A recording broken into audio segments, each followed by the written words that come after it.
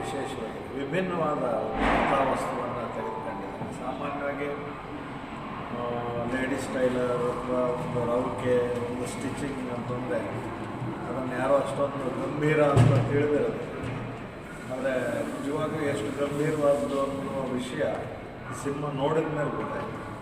ಸಾಮಾನ್ಯವಾಗಿ ಹೆಣ್ಮಕ್ಳು ಯಾವಾಗಲೂ ಅವ್ರದ್ದೇ ಆದ ಆಯ್ಕೆ ಮತ್ತು ಸ್ಟಿಚರ್ಸು, ಟೈಲರ್ಸು ಅವ್ರನ್ನೆಲ್ಲ ಹುಡುಕ್ತಾನೆ ಇರ್ತಾರೆ.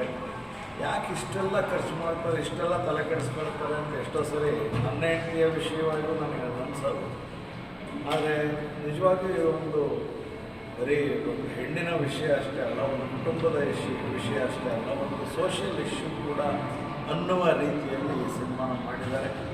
ಅವರಿಗೆ ಈ ಸಿನಿಮಾ ಯಶಸ್ಸನ್ನು ತಂದುಕೊಡಲಿ, ಹಣವನ್ನು ತಂದುಕೊಡಲಿ, ಮುಂದಿನ ಪ್ರಾಜೆಕ್ಟ್ಗಳನ್ನು ಮಾಡಲಿಕ್ಕೆ ಅನುಕೂಲಕರಾಗಲಿ. ಅವ್ರ ಸಾಹಸ ಮಾತ್ರ ಒಂದು ಸಣ್ಣ ಕಂಟೆಂಟನ್ನು ಹೇಗೆ ಒಂದು ಸೋಷಿಯಲ್ ಇಶ್ಯೂ ಆಗಿ ಒಂದು ಕೋರ್ಟ್ ಹಾಲ್ನಲ್ಲಿ ನಡೆಯುವಂತಹ ದೃಶ್ಯಾವಳಿ ತುಂಬ ಅದ್ಭುತವಾಗಿದೆ.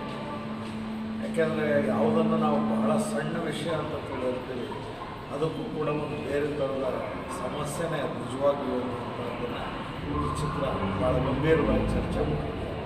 ಕೆಲವು ಪ್ರಸಂಗಗಳಂತೂ ತುಂಬ ಇಷ್ಟ, ತುಂಬ ಒಳ್ಳೆಯ ಮೇಕಿಂಗನ್ನು ಮಾಡಿದ್ದಾರೆ. ಸಂತೋಷ್ ಅವರಿಗೆ ಯಶಸ್ಸನ್ನು ಕೋರ್ತಾರೆ. ನಮಸ್ಕಾರ.